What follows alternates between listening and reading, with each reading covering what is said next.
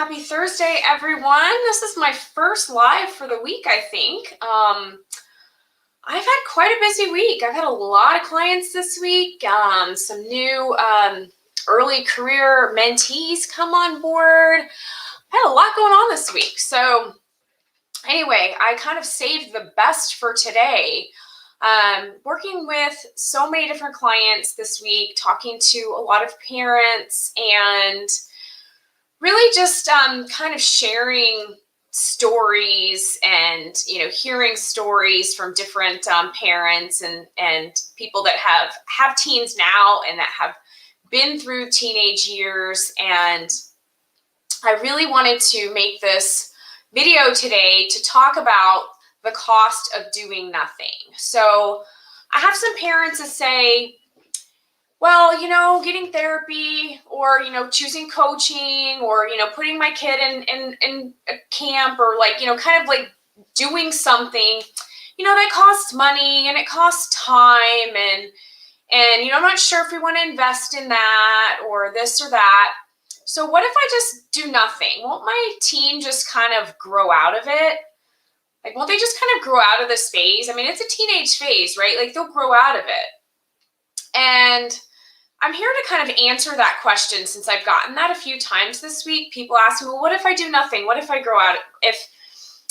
Won't they just grow out of it? So I'm going to share a few stories on that with some people that have shared with me kind of their story of doing nothing and, thinking their teen would grow out of it and kind of what happened from there. And one of the stories I'm going to share is it's actually very close to home because it's actually in my home.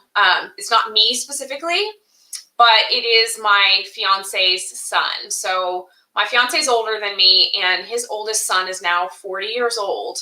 And when his son was around 15, he started, experiencing a lot of the teen issues that he had, and his son's grades started to slip, and his son was catching, giving him a lot of attitude and kind of that typical, you think, okay, here's this teen stuff that's happening, right? And my fiance at the time, was going through a divorce, or had gone through a divorce with his ex-wife. It was not a good divorce. There was a lot of animosity there between the parents of the kids. His ex-wife, just they weren't able to come together and be parents together for the kids. And so the decision was made to kind of let the teen have the steering wheel and let him grow out of it. And so they let the teen move in with one of his friends and friends' parents, right? Not just two 15 or 16-year-olds living on their own, but with a friend's parents, and kind of let him grow out of it.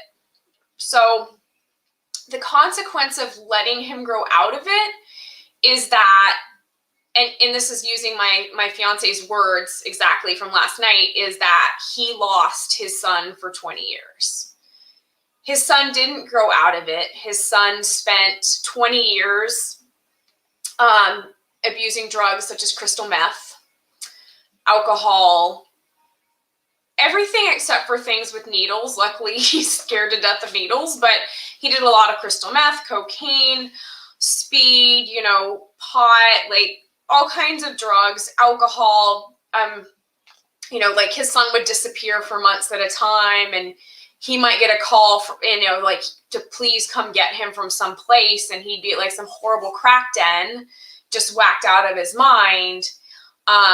His son has almost been homeless, numerous times, and his son, I said he's now 40. About 3 years ago, around when my fiance and I were first together, he was telling about his son, and that his son had kind of resurfaced and was interested in getting his life back on track and stuff. But his son had, he said, he had, since 15 years old, and at the time he was 37 or so, he had so many years of being on drugs and alcohol that, he had a lot of struggles. It wasn't just, he was like, okay, just leave it up, right?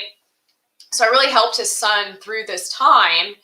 And it was very rocky because he wanted help, but then he checked himself out of rehab and kind of went back to the same old thing. And he got to a point where both of his parents blocked his phone number because he was just get really messed up and just text them really abusive stuff and blaming all his life's problems on them.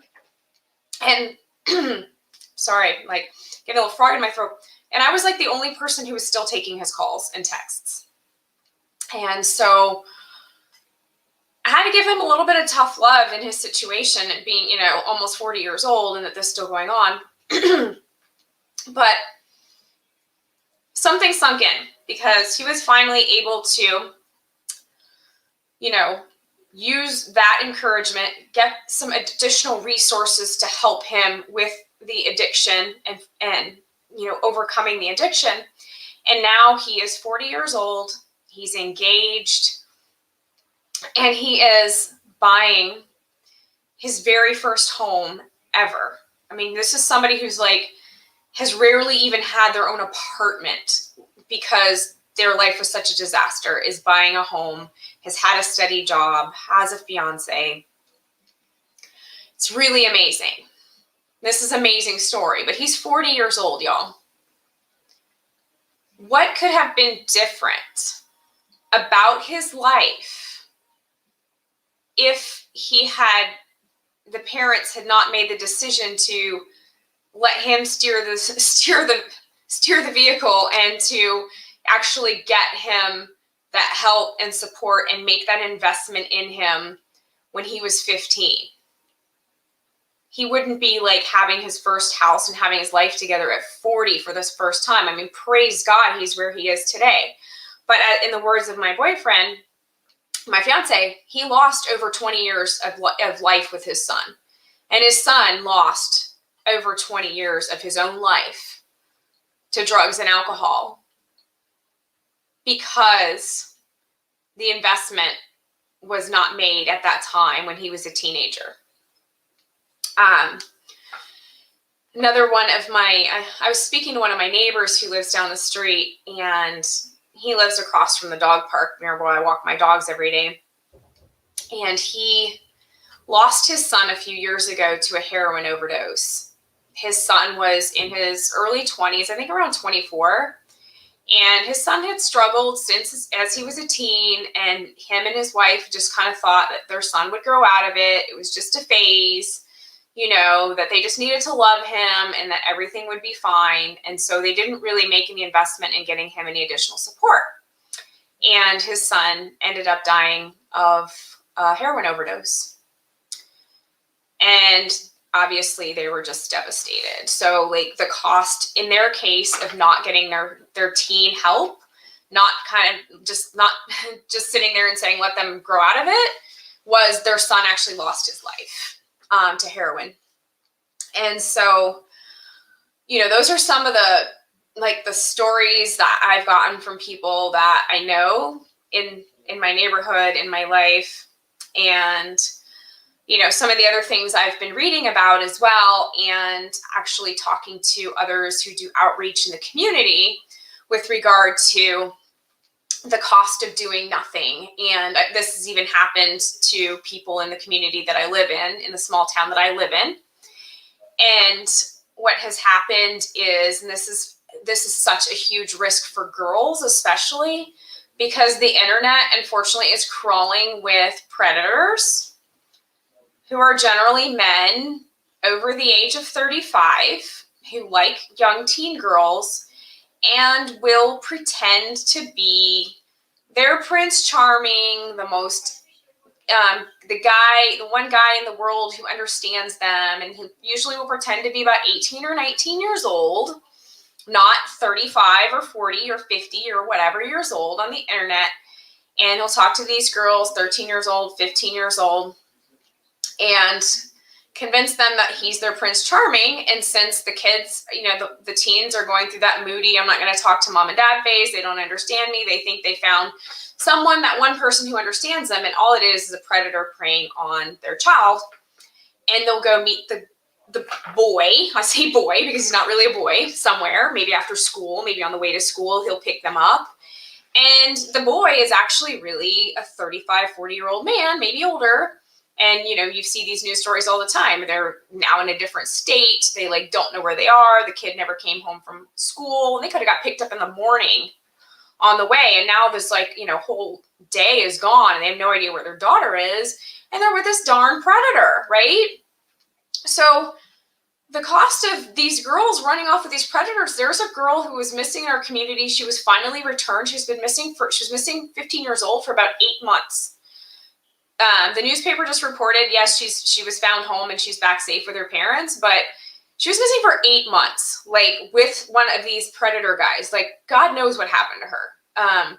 These guys, if they don't just keep them for their own or kill them, they are sex trafficking these young girls who think that they've met Prince Charming, and instead they've met a nightmare.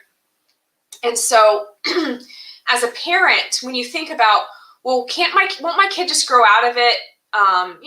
Getting money, getting help for my kid, it's kind of a hassle. They don't really want to do it. Maybe they're not on board. I'm not sure about that. Like, it's kind of expensive. Like, what is more expensive than your child's life? Like, nothing, right? Nothing.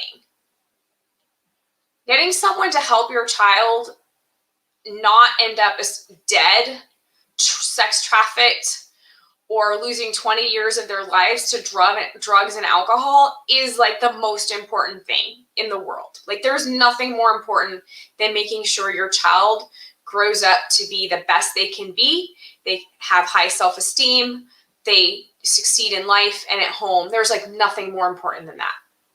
So don't let cost, whether it's monetary cost, time, like, oh, I'm not really sure what to do, or I don't want to make my kid mad, so I'm just going to hope that things are going to get better. Like, don't let those things be a determinant that you do nothing and that your child ends up sex trafficked, ends up dead of a drug overdose, ends up losing 20 years of their life to drugs or alcohol, or God knows what, right? Like, the cost of doing nothing is so exponentially high that it just shouldn't even be considered. It shouldn't even be considered. Like, the discomfort of talking to your teen, the monetary expense of getting them help, the time expense of helping them get help, like, that is nothing compared to your child's life and something that could be a lifelong, permanent consequence of doing nothing. So I just wanted to kind of answer that because it had come up this week. A couple people just kind of like, well, what if I do nothing? What if we just kind of wait it out? And I just wanted people to know, like, there are real costs, irreversible costs to just waiting it out, letting them grow out of it and hoping for the best. And at one end of that is your child's actual life and they die. Another end of that is years and years of their life as they succumb to drug addiction and they are just mentally not there, physically not there, and in that space. And the other one is ending up ending up in the hands of a sex trafficker, ending up in the hands of someone who seeks to just use them for monetary gain and discard them like trash. It's terrible, right? So there's nothing more important than getting help for your teen. There's nothing more important than addressing their needs and making sure that their self-esteem is where it needs to be, that they're not struggling with anxiety and they're not struggling with, all this academic pressure and life pressure, and that they feel fulfilled, heard, understood, and they are actually excited about life in their future. And that is what I help with. I help teens overcome low self-esteem, overcome anxiety, overcome that overwhelm so that they can live a successful life in health, successful in their family, successful in academics, successful in their future careers, success all around. That is what I do.